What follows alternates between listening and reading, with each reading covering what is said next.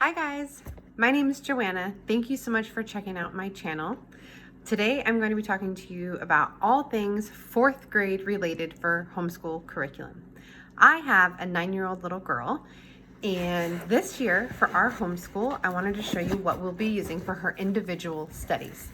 As you know, we use the Charlotte Mason method for our family studies, but for individual studies, this is what we do. I'm just going to run you through how she starts her day. When she starts her day, she starts with her little journal, and it's a gratitude journal. I think that this has really helped her work on her writing and her attitude. I don't know about any of you guys, but something about when a little girl turns 9, the sass factor goes up. And for me, that was not working. I want my little girl to stay sweet. And one of the ways that I feel that I can stay sweet is by being grateful and writing my own gratitude journal. And so I thought, you know what? Let's try that for her. So every morning when she wakes up, sometimes before she even comes downstairs, when she's making her bed and getting dressed, she'll write 3 things that she's grateful for each day. If she doesn't do it then she'll do it during breakfast time. That's how she starts her day. If I have writing on the board, she will also write in her morning writing journal. Sometimes I'll have a writing prompt, sometimes I won't. Then she will go ahead and get started on her individual studies unless I have something planned for family studies. For individual studies, she is working on Math UC. She's working on Gamma, which is all about multiplication. So for Gamma, this really works for us, the Math UC, because it has all of the hands-on manipulatives. She is a hands-on kind of learner. She also used Math UC Alpha when I was first teaching her math before we took a break from homeschooling during one of our military moves. So Math UC is the way to go with my hands-on learner. She really enjoys it. So Gamma for 4th grade.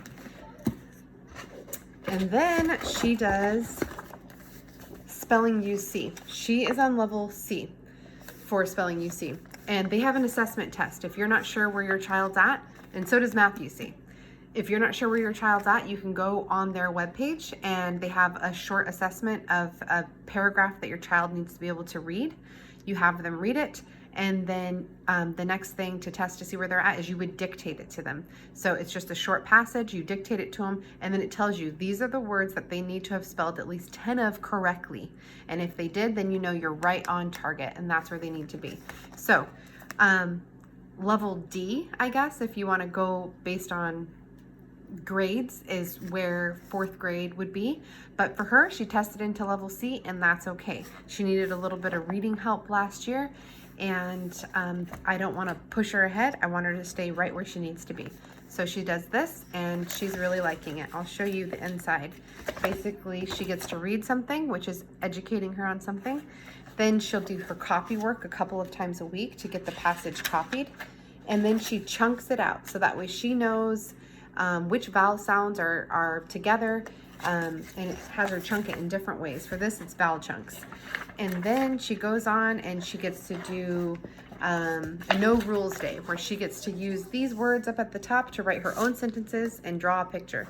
My girl is an artist, so anytime I tell her that drawing gets to happen for her learning, she loves it. So I'm so thankful that they have this no rules day. For each lesson, each week, she gets to do that, which again makes it come more alive for her because it's hands-on. Then finally we go into dictation, which is where the spelling test comes in, which really is not a test at all. So it gives her the first word. I dictate the passage that she had been studying throughout the week.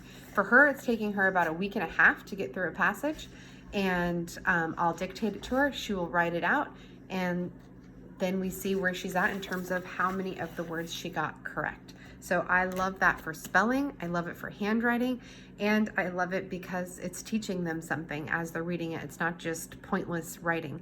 And for cursive, which we have not gotten yet, she's really wanting to work on cursive, which I'm excited that she's excited about it.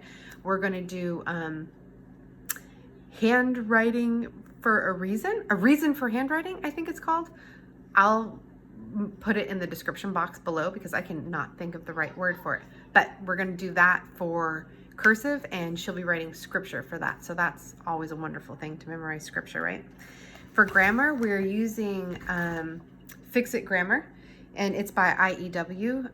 I think they are amazing for teaching writing and grammar. I use this Fix-It Grammar for her and my 6th grader. So this is wonderful because we get to do a grammar lesson together, and it just makes life so much easier. As you know, when you have multiple kids, anything you can do in one setting with multiple ears listening is such a lifesaver. And this is great. Basically, I just write a passage on the board each day. We do grammar 4 days a week. It's a sentence. And then we work on correcting it in certain areas. And then they copy it down into their grammar and writing notebook. We use a grammar and writing notebook for both of those subjects. And by the end of the year, they will have written the entire story. Here's what they've written so far. This is over several days and weeks of writing. They don't have to write that much each day. This is just what it looks like as it teaches you to indent and start a new paragraph and all of these things. So Fix It Grammar for Grammar is great. Loving it, loving it, loving it. And like I said, it's challenging my 6th grader and my 4th grader. And then we use the IEW for writing as well. We are using the Fables and Fairytales, and we are learning about how to make keyword outlines. So you can check out the IEW, and there's so much out there to learn about them. It can feel intense when you first start, but for me, I liked, instead of starting with like student A or SWI, we just went right into the, I guess it's like a themed writing lesson. And the Fables and Fairytales is working really well. And again, it's combined with my 6th grader, so I can get the writing and the grammar lesson together at once.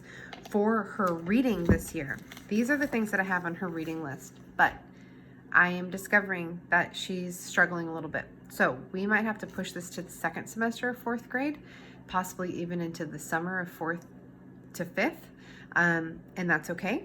But this is the reading wish list, I guess, that we have, which is A Little Princess and Stuart Little, Princess and the Goblin, Winnie the Pooh, and this is what she's currently reading, The Magic Tree House. This is where she's at. This is her reading level. This is where she needs to be, and that's totally fine as long as she's reading something that interests her and she's wanting to pick it up. That's all that matters to me. And all of these books that I just showed you, these are great family reading books too. So I actually started reading The Adventures of Winnie the Pooh with my 6-year-old in the room, and he's enjoying it, and so is she. And reading aloud in itself is a great way to learn. So I hope that helps. We went over writing, spelling, grammar, math, and then the family studies that we do are all Charlotte Mason based, which is science and history and Bible and geography. So check out my video if you want to know how we do those ones. Thanks, guys. I hope this was helpful. Have a great year. Bye.